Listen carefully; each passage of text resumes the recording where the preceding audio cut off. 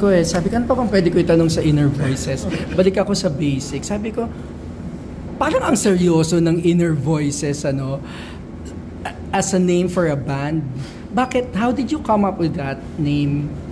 Oo, kasi noon, nung 90s, iba, puso yung Inner Voice. So, naghanap kami ng pangalan. Ang unang pangalan namin, Inner Voice talaga. Walang Pero S. sabi namin na masyado namang obvious. So, ginawa namin Inner Voices. So, kung nagtunog seryoso yun, siguro dahil sa mga kanta namin, dahil serious naman yung kanta namin eh. Nung simula?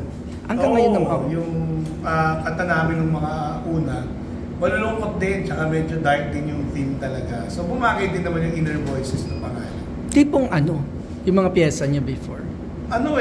Usually kasi kung familiar din sa mga chords, usually mga kanta namin na nasa minor. Talaga? Yung mga chords na ginagamit namin. Very recent na lang kami gumamit ng mga chords ng mga major chords. So, pero noon, medyo dark talaga yung theme ng mga kanta namin. Isa-isa, meron bang nag-trigger sa band or nag-inspire na, sige magme-music ako? At ano yun? Ano yung nag-trigger sa inyo? Sige, I'll pursue music as a career. Maybe we can start with Joseph. At bakit yung instrumento na yon ang eventually? Since, grade 1, aral na kami. Meron kaming auntie na nagtuturo ng classical music. Tapos lahat kami, pila kami, mga bata pa kami, mga cruise na bata. Nagpapiano kami, isang piano lang, sa kumpang pila kami dun. So yun lang yung nakadisnan ko. Yung iba gusto mag-basketball, ako hindi, gusto ko mag-piano. Meron ka bang musical hero na nag-inspire sa'yo na, sige, magme-music ako? Oo naman. May moment ba? Yung tatay ko, kasi siya arranger, trombone, keyboards, drummer. I see. Talents. Sino yung tatay mo sa Si Johnny Cruz. Okay. Sa akin naman, sa family namin ako yung first na naging musician. Pero meron akong kaibigan doon na naging kumpare ko na siya yung mentor ko, si Richie Ramos. Siya yung nagturo sa akin. Nakita niya ako doon sa street namin na parang kailangan niya ng musician para sa church. So, nag-try niya ako na, try mo sa church. Doon nag-start. Tapos, nag-aral ako sa UST pero hindi ko rin natapos kasi tumigil yung father ko magtrabaho. OFW. So, kailangan ako na yung umalit. Doon nag-straight na yung pagtutug ko as a musician. Bakit yung instrumento na yan? Noong time nung high school, may magpipinsan na nagbabanda. Wala silang bahista. So parang, ikaw baka marunong ka. Sabi ko, wala pa akong alam sa instrumento. Sabi, turuan ka namin, 4 na strings lang yan. Kaya start ako sa acoustic, tinanggal yung 2 strings sa ilalim. Yun yung simulan. Ernie? Well, ako, hindi ko naman pinili na maging career yung music. Pero yung musical inclination pagsimula ng high school. Kasi may teacher kami noon na ang project, di ba nauso yung tuloy pa rin ni Ted Ito, na nagkaroon ng maraming versions na yung same na tono, lalapatan mo na ibang lyrics, di ba? So yung teacher namin sa music, binigyan kami ng, I think I was in 4th year high school noon, ng assignment. Ito gawin nyo, willing kayo ng kanta, papalitan niyo yung lyrics. So while I was doing that, sabi ko, teka, bakit papalitan ko yung lyrics? Susubukan kong gumawa ng sarili ko. And I came up with one song, yung Please Stay ang title ng the very first composition. Natapos ko na boards and music. Tapos nung college na ako, when we were asked to perform during program sa school, kinanta namin yun with the first batch of Inner Voices, that song, Please Stay. And dun sa auditorium, yung mga tao natuwa, sabi niya, iba yung kanta, sabi niya, bakit hindi nyo yung record? So nagulat ako na nagustuhan nila yung kanta. So since then, pwede pala natin. So kumuha ko ng maraming kanta, and then nga, nabuo na Inner Voices, tumutog na kami nung 90s, doon nagsimula sa kanta na yun. Incidentally, that song was released under Universal Records in 2014, that song, Please Stay. Sinong artist? Inner Voices. Kayo din? Yes. Okay. Bakit? Kaya naging drummer ako in the first place kasi yung meron akong 2 older brothers na nung elementary ako, high school, nag-banda na sila. So, isa bassist, then isa lead guitarist. So, nakita ko na sila mag-jamming. Okay. Grade 3 or something. Jam! Then yun.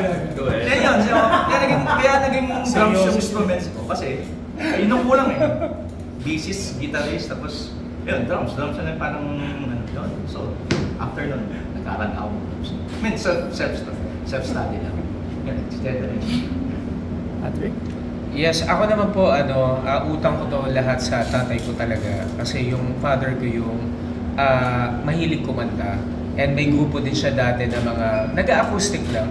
And paborito nila yung Bee Gees, Cliff Richard, yung mga 80s mga talaga. Kasi na Jose Marichan, yan yung mga talagang kinakanta ng tatay ko. Kaya bata pa lang ako, naririnig ko na siya and siya yung nag-push sa akin magkumanta. Kahit honestly, ayoko po talaga kumanta. But since mga kapatid ko, lahat kumakanta po talaga. Ako lang po yung nabigyan ng chance and na-bless ni God na makakating po saan man ako nandito ngayon. And yun, pinipilit din ako lagi ng tatay ko na sumali sa contest sa school na nakakamit ko naman. Then hanggang nagustuhan ko na.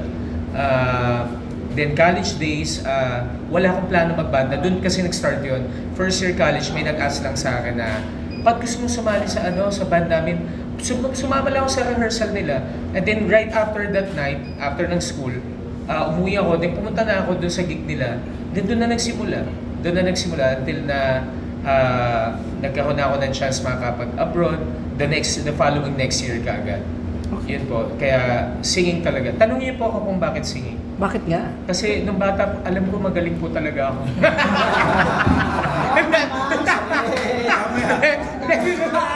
Hindi, bakit masaya lang? Ikaw lang. Hindi, saan galing yan?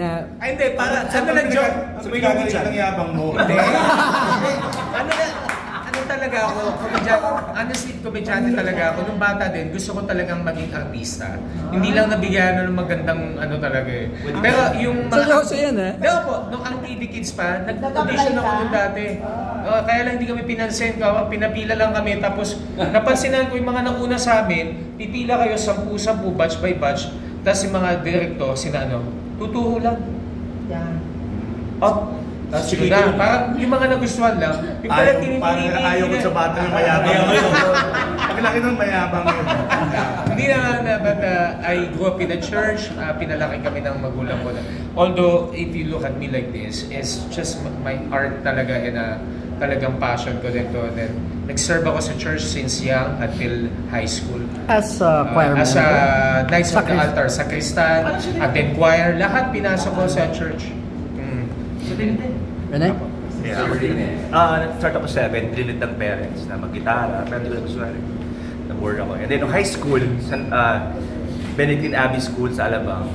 Social. Kaya ako nabanggit kasi. Kailangan iba. Okay, Tayo Public school lang kasi kami.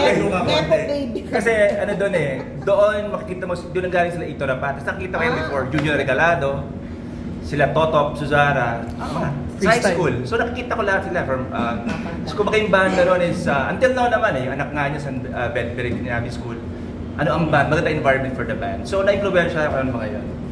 So, and then, napapanood ko yung The Dawn, mga intro voice and all. So parang okay siya. So I started playing it again. Hindi naman ako nag-start ako early, medyo madali na siya kapayan na mag-electric nung high school. Just dire-diretso. Pero nung simula, attorney, anong adjective ang ginamit niya sa sarili niya? Sige, tayo ng pop band, cover band, rock band, ano? Ano talaga, ang idea talaga in your voices pag gumawa ng sariling kanta. Yung pagiging pag-cover, wala sa plano namin yun. It's just, nung sumali sa amin yung drummer namin, kapatid ni Renel, si Ruben, sabi niya, hindi tayo gagaling unless kumover tayo, tsaka tumugtog tayo sa mga bars. So, 1 year kami nag-practice until such time na medyo ready na kami. Sinubukan na namin tumugtog doon sa Arts Venue. Nakapasa naman. So, doon nagsimula naman yung pagtugtog namin sa mga ganito, sa mga bars. So, nag-covers lang kayo para mahasa yung skill at para makapasok sa bars, I guess? Yes, para kasi totoo yung talent talaga namin musically, hindi talaga kami magaling. So we needed to do that para matuto kami talaga. Pero ngayon, anong gusto nyong pag-intro sa inyo? A pop band? An R&B band? Hindi naman, pop rock band talaga kami. A pop rock And band. now, ito na talaga. Yung music namin ngayon, and yun na rin ang music namin noon pa.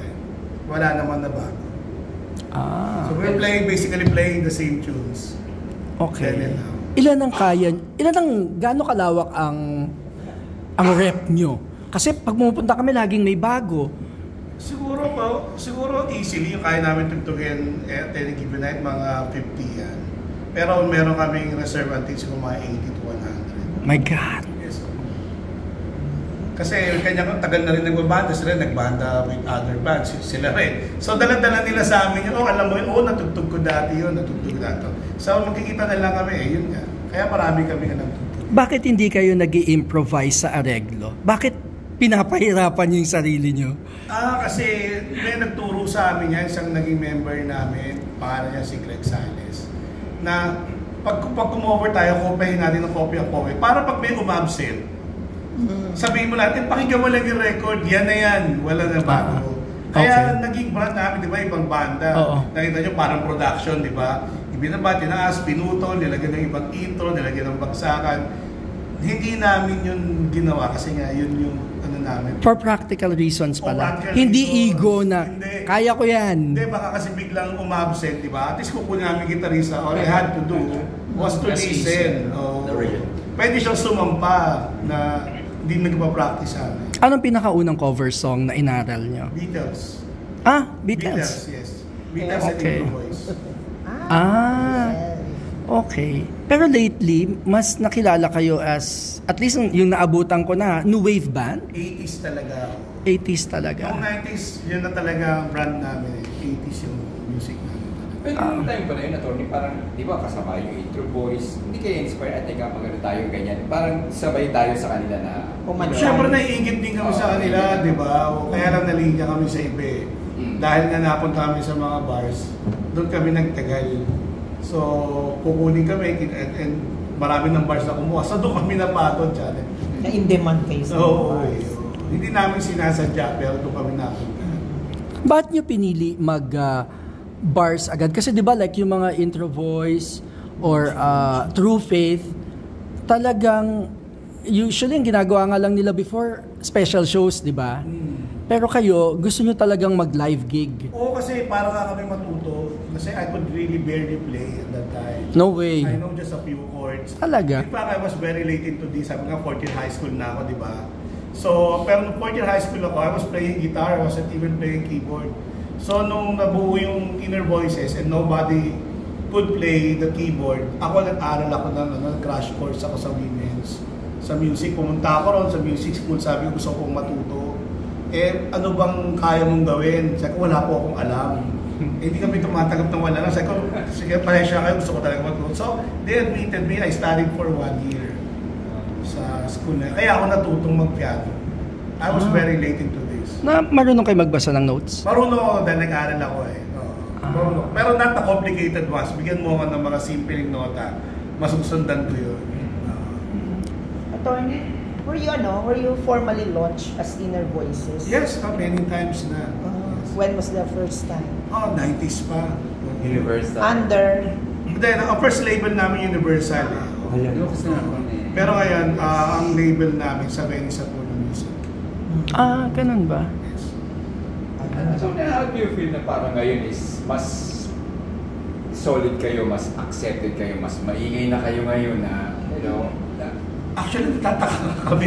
Kanina na kami ni Joseph nag-uusap Joseph ko, may Victorian tayo ngayon. Who would have thought nung binuo natin ulit yung band noong 2021, 2022. Parang it's just for one night.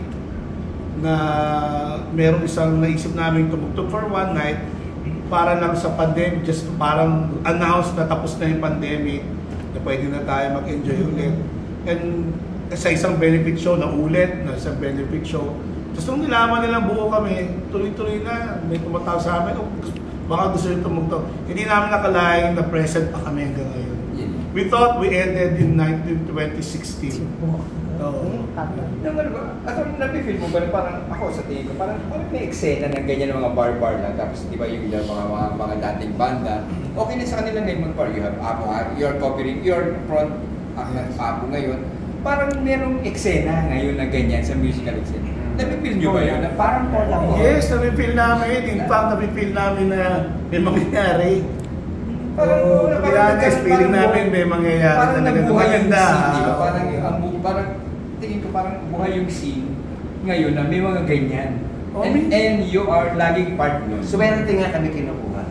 May natatanong ko kung sino ang kumukuha sa inyo. Wala nga with side A, with ano. Tsaka wala silang reklamo. True story nitong Doctors last Saturday sa ano. Ako yung nagsabi sa GC and then nakita mo din afterwards. Sabi ko, attorney, nag-post yung walang informing lang. Wala kaming alam. Wala sa plano. Ang unang sinabi lang sa aming schedule is on September 19. Tapos nakalagay sa 6, sabi lang nalimutan ko magsabi sa inyo. Kami ang nilagay. Ganun ang nangyayari. Every time cancel din yan. So nag-cancel kami. Nagpaalam naman kami sa Arda. Parang gano'n na sila ka-confident sa inyo, parang mag-inner voices. Tsaka parang kahit sinong isama mo sa kanila. Sana nga. Pero kami mismo, nararamdaman namin na may nangyayari. Sabi nga namin, we're just happy to be still playing at this age, di ba? At this time. Pero, to be relevant, it's still, to sa industry, sobrang bonus at sobrang unexpected namin when we reform in 2022. How do you explain that you're still relevant despite the threat from AI, tapos yun na yung technology natin? Yes. Kayong raw voice, paano yun? Ano kasi we don't treat AI as a competitor eh. You use it. So ngayon mas madali when we want to compose, di ba? Mag-ano ka lang ng like yung keyboard ko is one of the high-end keyboards yan. Meron yung mga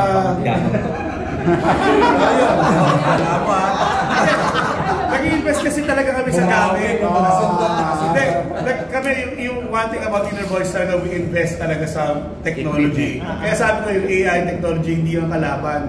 Hindi yung competitor, tool yan. So kami, bumibili kami ng gamit ng mga high-end, let's say. And yung mga like yung keyboard ko, meron yung mga patterns na you just have to utilize it, pattern, and you make songs. Talagang gagawa siya ng magandang pattern. So, mas madaling mag-compose ngayon. And mai-inspire ka. So, sundin mo yung pattern na to, may tono pumasok sa'yo, you need to improvise. Lagyan mo ng lyrics. So, merong idea ang ibibigay sa'yo. Kaya hindi siya kalaban.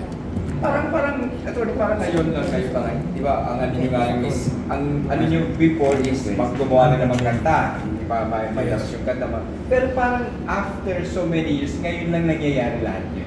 How do you feel about it? Actually, nangyayari naman to noon pa eh. It's just that noon, ini-effort namin. Ngayon, nung medyo nagugulat na kami na it's happening, parang it's just rolling.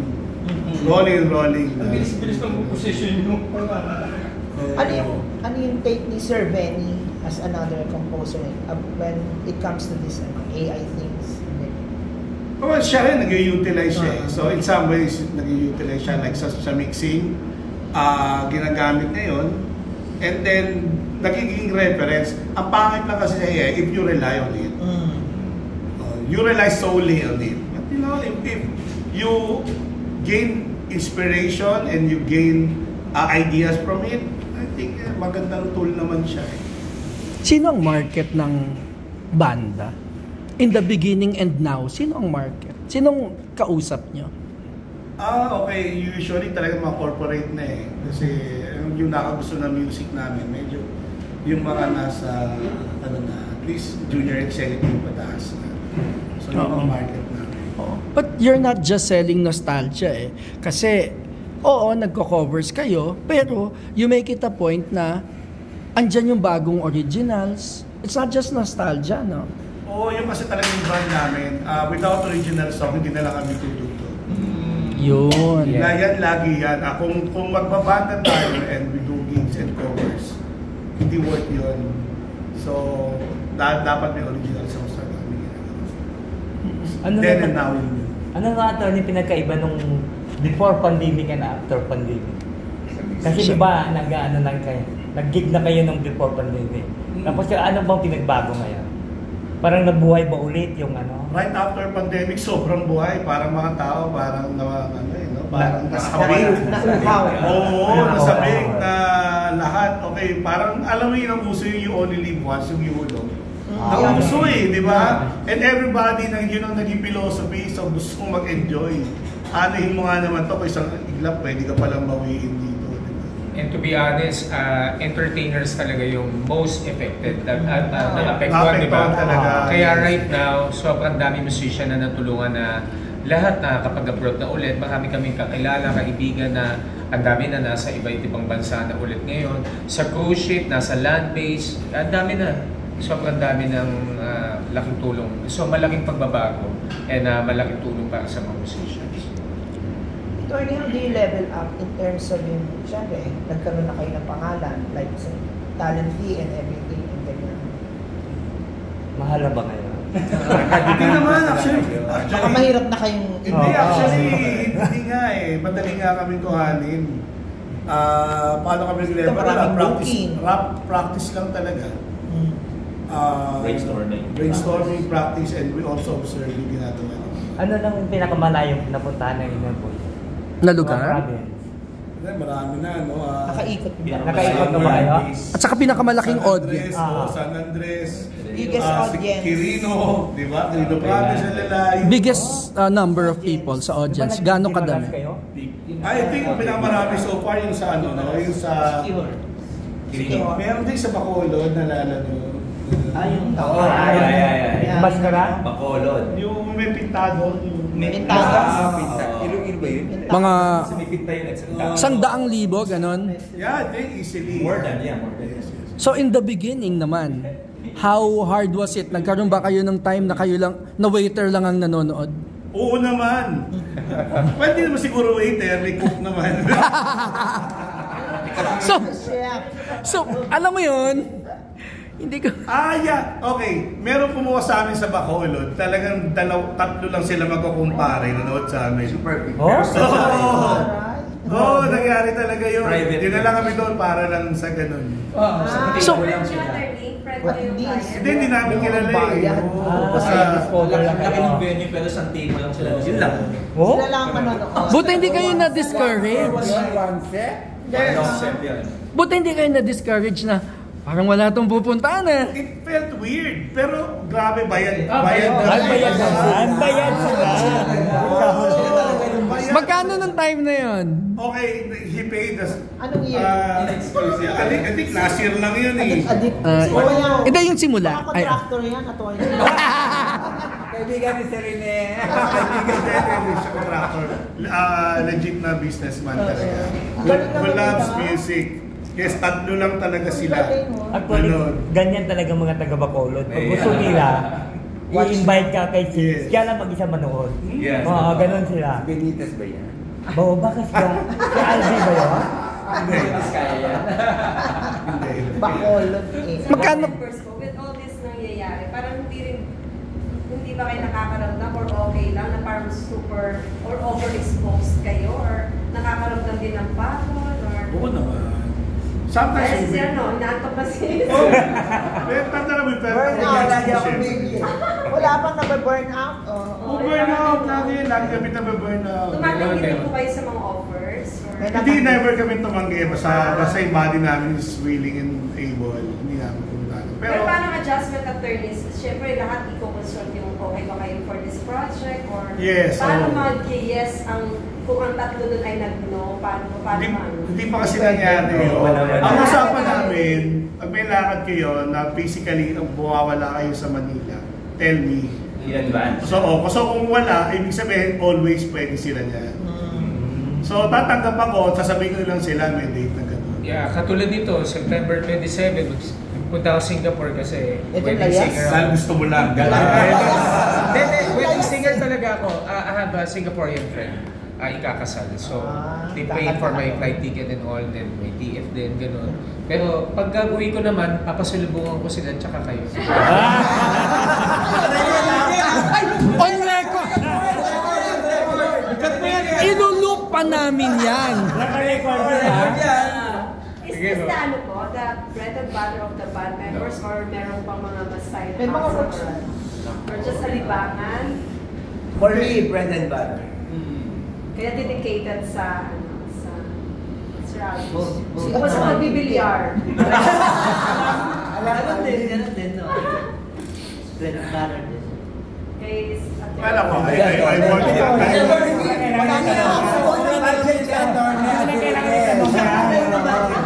Wala ba lumapit sa yung kontraktor? Sana. Matulong? Yeah, I work in the morning. Pero kung minsan ba, Tony, nagkakaroon din kayo ng tampuhan? Oo naman, hindi minsan yun. Ay, ganun? Sino ang tinaka, ano? Tigas ang ulo. Tigas, oo. Tinanggal na. Tinanggal na. Pero yun, Ano daw yun? Matatanggal talaga. Matatanggal talaga. Wala talagang matigas sa ulo. Mainit ang ulo nito. Sino mainitin ang ulo?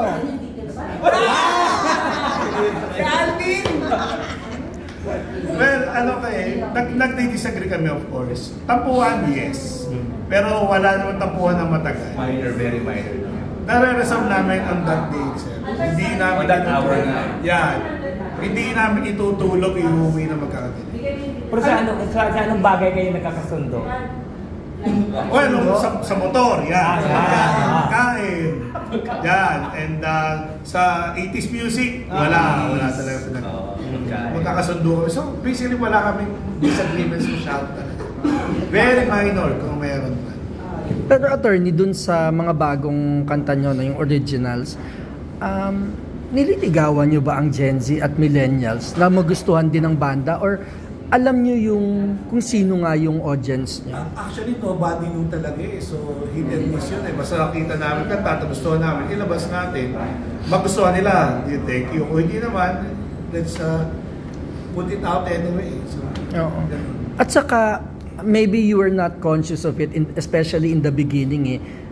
May branding sa utak mo sa banda eh. Kasi, dyan magdidepend ang decision na Pet Shop Boys hindi. But Spando pasok. Alam mo yung ganun, Burning Flame hindi pasok.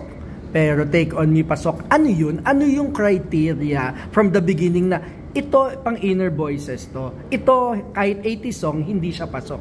Okay, ang pinagpapunang-una tinitingnan namin yung singer.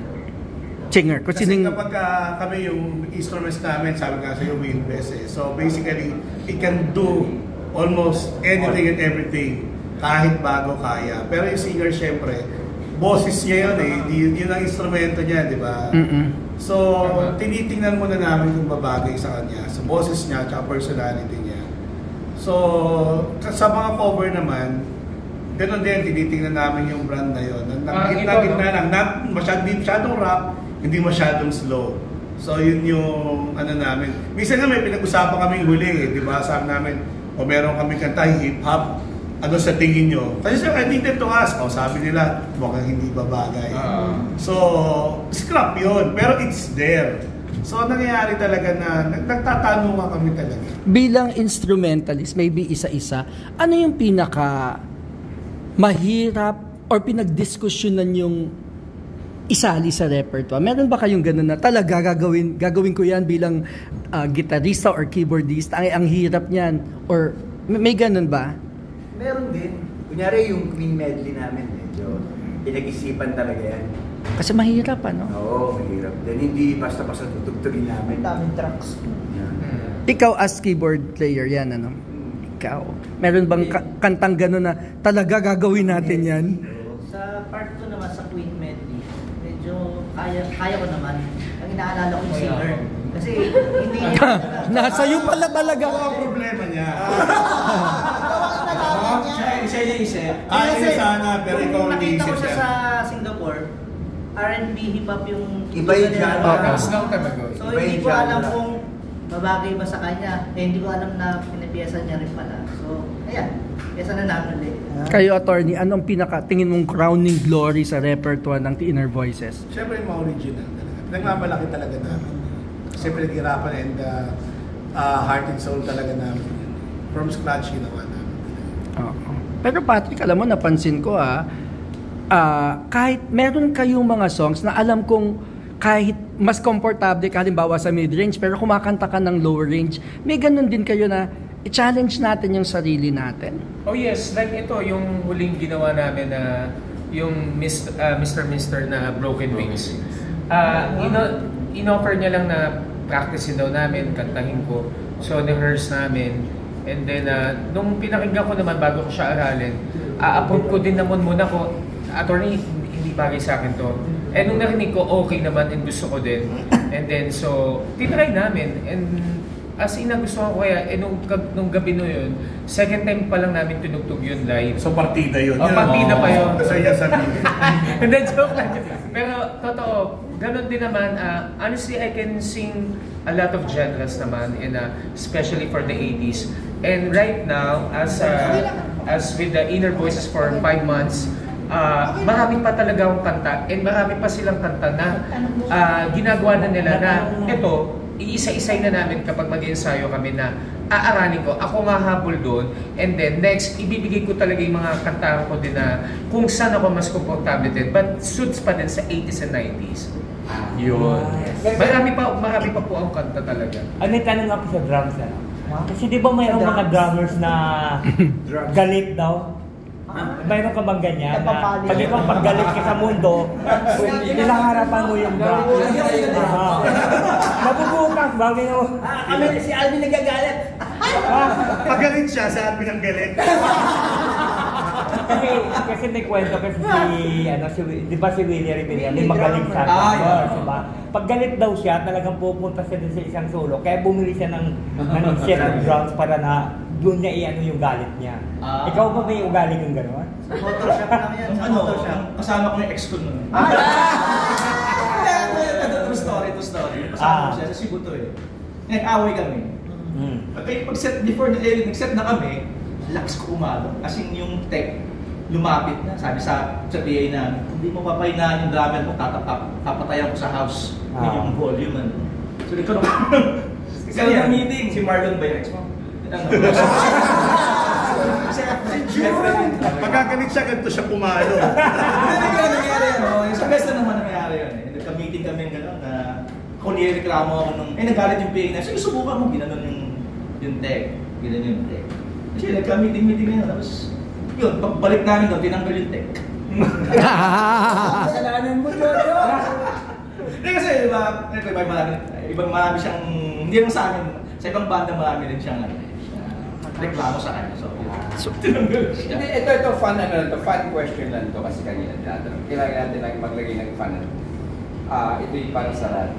Kung sakaling may matatrap ka sa isla, tapos isang Inner Voices member lang ang gusto mong makasama. Sino yun?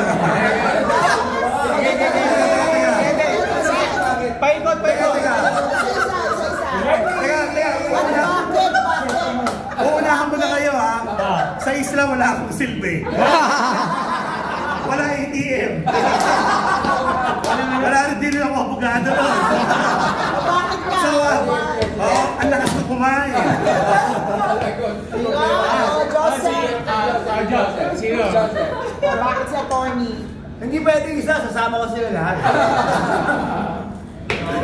Sama-sama lahat. Bawal isa lang. Walang iwanan. Wala pa rin iwanan.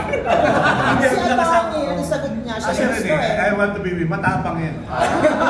So pag may katutubo na, pare-pare. Ikaw. Walang sagot to. Multo ako na bahala. Pero pag mga tribo, pare harapin mo. Walang multo. Tatakbo talaga yan. Hindi, gusto ko sama-sama eh. Pero kung isa talaga papapiliin ko, si Alvin. Bakit? Ha? Bakit si Alvin? Kailangan mo ba Type ko yun eh. Yun na. Doon pala magkakabukin mo. Yun ba? Grabe. Alas na, kay Sir Rene. Yes. running joke lang natin palagi. How do you, with that? Kasi lahat sila marunong kumanta. Ayoko kasi, hindi ako talaga marunong. Hindi ako magaling, hindi marunong. Ayoko sisirain yung vocal harmony nila eh. Napakaganda, ayoko haluan ng basura. Alam mo yan? Sobra ka. Pero na-try mo na Pero bang have tried, sir, sir? Na-try mo na bang kumanta? Marunong sa banyo, pero hindi talaga nakatulong. Napakinggan mo na siya. I'd rather not. Ayoko kasama sa isla. Pero kung magigitara siya, wala kami pag-uusapan. Hindi kami ganyan sa Senate hearing. Thank you, Inner Voice. Ay, may tatlo na lang akong tanong. Critics. Meron ba kayong criticism through the years na nakuha? Sa misis As ko a band? Sa misis ko, araw-araw. Hindi, syempre naman. Marami. Alam naman namin na hindi natin kaya yung piece natin. May yung maganda sa iba, pangit sa iba. Diba? May acceptable sa iba hindi. Depende sa standards natin tsaka preference, syempre. Pero criticism napakadami. Kahit kami nag-criticize. I remember nung nakita ko si Patrick sa Nocto, sabi ko, kasi napanood ko kayo nun after Side A and alam ko that night nga with Neo Colors and familiar ako sa songs nila, sabi ko kung pantay lang ang panahon at ihahanay yung songs niyo, opinion ko to with Side A and Neo Colors, hindi pa huhuli Ay, salamat. Hindi pa huhuli yung quality ng songwriting, yung style. Pero ang tanong ko, kayo ba nararamdaman nyo yung ageism sa industry? Na if maybe mas bata kayo, matagal na kayong may hit. Oo naman. Siyempre. What do you think of that, Kasi attorney? may nagsabi talaga sa amin yan na you're too old and everything. Even yung mga mahal namin sa boys, sinabihan na kami yan na isn't it too late for you? Okay, so pinapatigil na kayo. So sinabi naman namin nung sa mentor namin si Benny, sabi niya, are we too old? Sabi niya, oo, matanda na kayo para magsimula, pero music is music. Look at Ted Ito, sabi niya. At that time, hindi naman yun bata. Alam mo ba, trivia lang, PR ako ni Ted Ito noon, pero hindi namin siya nilalapas because he was old. Kasi he was what? Ted Ito. He was old? Oo, sabi niya, ba't yung kanta Pero niya? nilalabas sa kanya yung Maganda, sabi niya, sumikat. So wala namang like si Vito di ba? He made it naman. So, sabi niya, a beautiful song is a beautiful song. So, doesn't matter the occasion. Pero kung papangarapin yung hiyawan pa kayo ng mga bata, hindi na. Ang laban niyo ay magustuhan yung kanta niya. Tama naman. So, nag-i-invest kami sa ganda ng kanta. Ano ang future ng banda? Well, ako nakikita ko Last question. We play until we're past 60. Kasi Kasi tumagal kami na ganito katagal And walang reason para kuminto. Lahat na with the changes na dinaanan namin, nalalagpasan naman. So tingin ko, tumigil man to, konting kate, tutugtog na naman kami. So it's not gonna stop. Pero posible ba na eventually it's not just 80s music, you'd also do 90s, maybe early 2000 and then back to 70s? We do that. You do that, di ba? Kayo pala, ganyan na.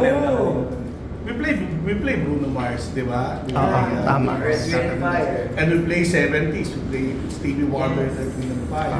90s, we play yung Stars, The Two Princes, di ba? That Do You Do.